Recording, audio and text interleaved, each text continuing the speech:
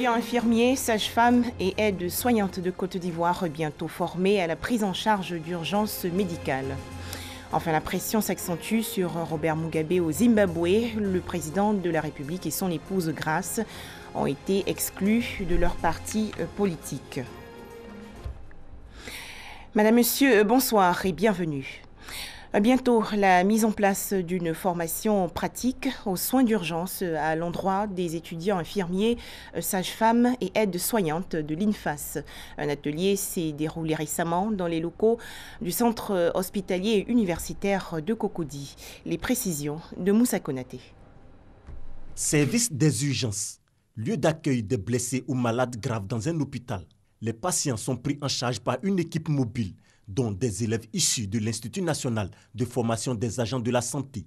Les soins dans les urgences bénéficient d'une attention particulière, d'où la nécessité d'une formation de qualité des infirmiers. Nous formons nos étudiants à la prise en charge des patients, mais là où la vie du patient est fortement en danger, c'est lorsqu'il est admis dans un service d'urgence. Et très souvent, nos formations n'ont pas été très focalisées, très orientées sur les urgences. Ce n'est qu'en troisième année que quelques cours sont dispensés par rapport aux urgences. Ce n'est pas suffisant. Comme le nom l'indique, c'est les urgences. C'est des cas d'urgence vraiment qui viennent aux urgences. Donc il faut avoir des infirmiers capables de prendre en charge quelqu'un qui vient aux urgences pour un problème. Donc si on n'a pas d'infirmiers formés, c'est vraiment un réel problème pour la population. Pour permettre aux infirmiers et sages-femmes d'être plus opérationnels dans les services des urgences, l'INFAS initie une formation. Elle concerne les formateurs d'élèves infirmiers et responsables de centres de santé. Il s'agit d'un atelier qui va permettre de mettre en place le cadre de formation des agents de santé de première ligne, c'est-à-dire les infirmiers, les sages-femmes, les aides-soignants, aux soins d'urgence, c'est-à-dire les premiers soins qu'on donne aux malades qui arrivent dans les services des urgences, des malades qui sont en détresse vitale, c'est-à-dire ceux pour qui rien n'est fait, le malade peut décéder dans les heures ou les minutes qui suivent.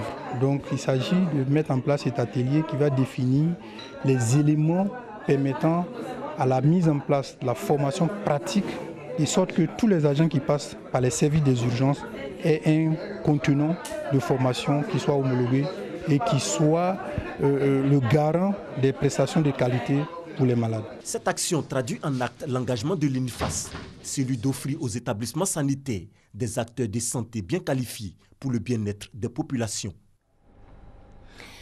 Les médicaments de la rue sont nuisibles à la santé humaine. Malheureusement, en Côte d'Ivoire, le trafic de faux remèdes gagne de l'ampleur. Alors, pour mettre fin à ce phénomène, une conférence a été organisée récemment à Bouaké, dans la région de Bouaké. Thème retenu, médicaments de la rue et insuffisance rénale. Les détails avec Djeneba Ouattara et Larsen de Diarasouba de RTI Bouaké. Selon le gouvernement ivoirien, 30 à 40% des médicaments sont achetés dans la rue. Pourtant, la consommation de ces produits illicites a un impact négatif sur la santé de l'homme, occasionnant ainsi certaines maladies, dont l'insuffisance rénale. Face à cette déplorable situation, des initiatives sont prises. Ainsi, à Bouaké, la députée Diomandé Mondeni, soucieuse du bien-être social des populations, a organisé une conférence autour du thème « Médicaments de la rue et insuffisance rénale ». Il s'agit de faire prendre conscience aux populations des méfaits de la consommation de ces produits sans prescription médicale. Prendre des médicaments de la rue dont on ne connaît pas le principe actif, une réaction des médicaments qui ne sont pas bien conservés, les conséquences, ça va endommager les reins. Et c'est un problème de santé publique. Je me suis permise de sensibiliser la population, d'informer la population, afin qu'ensemble, nous changeons de comportement. Les échanges ont porté sur les manifestations de l'insuffisance rénale, le traitement et les moyens de prévention. Une rencontre enrichissante pour les participants venus nombreux. Je conseille à mes frères et sœurs, ceux qui sont bien portants, de manger moins gras. Si tu as tension, diabète, il faut te faire suivre à l'hôpital pour éviter ce que nous vivons, parce que ce n'est pas facile. Il s'agira pour nous également aussi de pouvoir sensibiliser nos jeunes, nos camarades, afin de pouvoir, dans un premier temps, mettre tout en œuvre pour ne pas que ce genre de maladie puisse arriver. En Côte d'Ivoire, plus de 5000 personnes souffrent d'insuffisance rénale. Autre actualité, nous partons à Anan, village situé dans la région sud du pays. 45 écoliers ne seront plus sans identité juridique. Ils ont en effet reçu récemment leur extrait de naissance. C'est une initiative du Fonds des Nations Unies pour l'enfance. Il s'agit de lutter contre l'apatridie. Les explications de Sita Soro. 45 écoliers d'Anan, village situé à 2 km de Bingerville, ont reçu des mains du directeur exécutif de l'UNICEF, Anthony Lake, leurs extraits de naissance. Par ce geste, l'UNICEF veut lutter contre l'apatridie et permettre à tous les enfants de Côte d'Ivoire d'avoir une identité. Au-delà, ces extraits de naissance garantiront désormais la possibilité pour ces écoliers de présenter l'examen du CEP et de l'entrée en 6e. Vous allez recevoir quelque chose qui représente plus qu'un bout de papier. Vous allez recevoir un passeport pour le reste de votre vie. Ça va vous permettre de passer l'examen et d'aller au collège si vous travaillez dur et si vous étudiez beaucoup. Ça va vous permettre d'avoir un boulot et de faire beaucoup de choses qui sont nécessaires comme l'exige le gouvernement. Initialement prévue pour prendre fin depuis le mois de juillet, l'opération de délivrance d'extraits de naissance a été prorogée jusqu'à la fin du mois de novembre. Une initiative saluée par la directrice des écoles, collèges et lycées de Côte d'Ivoire. Après cette première phase, ce sont 50 autres élèves du village d'Anan qui recevront leurs extraits de naissance sur les 700 concernés. L'opération de délivrance d'extraits de naissance est une initiative du gouvernement avec l'appui de l'UNICEF. L'objectif à terme est de permettre à plus d'1 million d'enfants non déclarés à l'état civil d'avoir un extrait de naissance. Le parc national de la Comoé est désormais géré durablement. Un plan de protection de cette réserve a été en effet adopté par l'Office ivoirien des parcs et réserves pour la période 2017-2020. Ce projet prévoit entre autres la surveillance, le suivi écologique et l'appui à la population riveraine.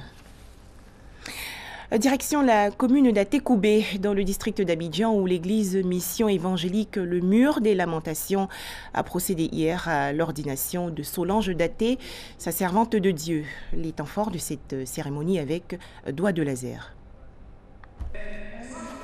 L'éducation, créatrice des valeurs et pilier du développement durable.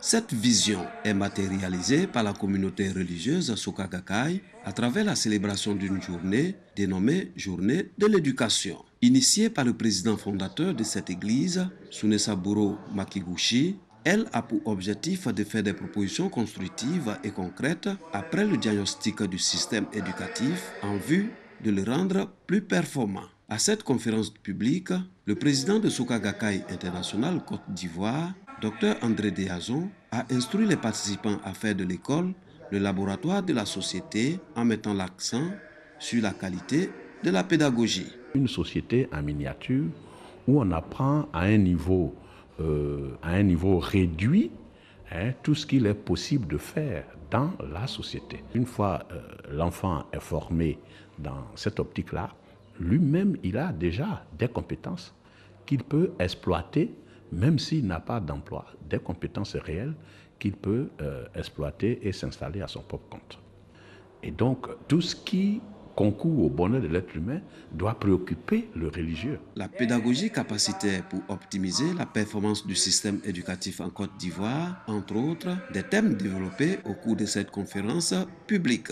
Du côté de l'église Mission évangélique, le mur des lamentations, du quartier Lokodro dans la commune d'Atekoubé, c'est Dame Solange Alaté Daté, épouse Ata, qui est consacrée pasteur. Missionnaire du Christ depuis son jeune âge, elle devra assurer cette nouvelle mission avec abnégation et courage. Comme le Seigneur l'a dit, que David était un berger dans la brousse, mais le choix de Dieu s'est porté sur lui. Et je suis vraiment émue pour ce choix parce que je ne savais pas que moi aussi je pouvais être choisie et être servante de Dieu, ordonnée par des hommes de Dieu, des révérends, des révérentes. Mon premier souci, c'est de bâtir la maison de Dieu et amener des âmes au Seigneur. La nouvelle servante de Dieu vient d'accroître le nombre des pasteurs de l'église Mission évangélique Le Mur des Lamentations qui, au service de Dieu, prient pour le rayonnement de la paix et de la cohésion sociale en Côte d'Ivoire. Un drame dans la région ouest du Maroc. Au moins 15 personnes ont été tuées et 5 autres blessées lors d'une distribution d'aide alimentaire à Essaouira. Plus aucun appui pour Robert Mugabe au Zimbabwe. Exclu de son parti politique, Robert Mugabe a jusqu'à demain, lundi 20 novembre, pour quitter la présidence. Son épouse Grace Mugabe a été également expulsée du parti. Mais comment est née cette tension dans le pays? Ami Koulibaly. Que se passe-t-il au Zimbabwe? Mercredi matin, les blindés de l'armée contrôlaient les accès au Parlement, au siège du parti au pouvoir, la ZANU-PF, et aux bureaux dans lesquels le chef de l'État, Robert Mugabe, réunit généralement ses ministres. Dans la nuit, le général Sibusiso Moyo a expliqué que l'armée était intervenue pour éliminer les criminels de l'entourage du président Mugabe, mais qu'elle ne voulait pas renverser le gouvernement. Pourquoi ce coup de force? Le coup de force de l'armée a été provoqué par l'éviction du vice-président Emmerson Mnangagwa le 6 novembre dernier, pressenti pour prendre la succession de Robert Mugabe. Celui-ci s'imposait comme le principal rival de sa femme Grace Mugabe, elle aussi prétendante à la présidence. Vétéran de la lutte pour l'indépendance, Emmerson Mnangagwa bénéficie du soutien de l'armée. Vendredi, il était de retour au Zimbabwe après avoir fui le pays. Quelles sont les exigences de l'armée? L'armée zimbabwéenne a placé le 15 novembre le président Robert Mugabe en résidence surveillée et pris le contrôle de Harare. Malgré les apparences contraires, les militaires ont assuré que leur intervention n'était pas un coup d'État militaire contre le gouvernement. Ils ont demandé la démission de Mugabe qui ne l'entend pas de cette oreille. Le général Sibusiso Moyo a déclaré dans une allocution que dès que leur mission sera accomplie, ils s'attendent à ce que la situation retourne à la normale. Comment la communauté internationale a-t-elle réagi? Le chef de l'État guinéen, Alpha Condé, président en exercice de l'Union africaine, a dénoncé ce qui apparaît comme un coup d'État au Zimbabwe et sommé les militaires de se soumettre à la légalité constitutionnelle. Le président sud-africain, Jacob Zuma, un fidèle soutien de Robert Mugabe, s'est lui aussi prononcé contre tout changement de régime inconstitutionnel chez son voisin. Très préoccupé, il a dépêché des envoyés spéciaux pour rencontrer le président Mugabe et les forces armées. Boris Johnson, ministre des Affaires étrangères de Grande-Bretagne, ancienne puissance coloniale au Zimbabwe, a appelé au calme et à la retenue. L'Union européenne, elle, s'est dite préoccupée par la situation en appelant au dialogue en vue d'une résolution pacifique. Quelle est la position de la population zimbabwéenne? Des milliers de personnes ont défilé samedi 18 novembre dans le pays, et notamment dans la capitale Harare, afin de réclamer le départ de Robert Mugabe. Les manifestants se sont dirigés vers le palais présidentiel où ils ont été contenus par l'armée qui souhaite que le chef de l'État démissionne de son propre chef et de manière pacifique. Dans les rues de Harare, les militaires ont été chaudement accueillis par les manifestants qui les ont acclamés et avec qui ils ont parfois esquissé quelques pas de danse côte à côte. Et après, Robert Mugabe a été démis de son poste de président de la ZANU-PF et remplacé par l'ex-vice-président zimbabwéen Emmerson Mnangagwa. Emmerson Mnangagwa est désigné candidat à la présidentielle de 2018. Grace Mugabe est expulsé de la ZANU-PF. Le parti au pouvoir au Zimbabwe a annoncé qu'il enclenchera au Parlement la procédure de destitution du président Robert Mugabe s'il ne démissionnait pas d'ici lundi. À noter aussi que le président zimbabwéen Robert Mugabe va s'exprimer ce soir à la télévision nationale. Selon son entourage, il a accepté de démissionner. Merci de nous avoir suivis.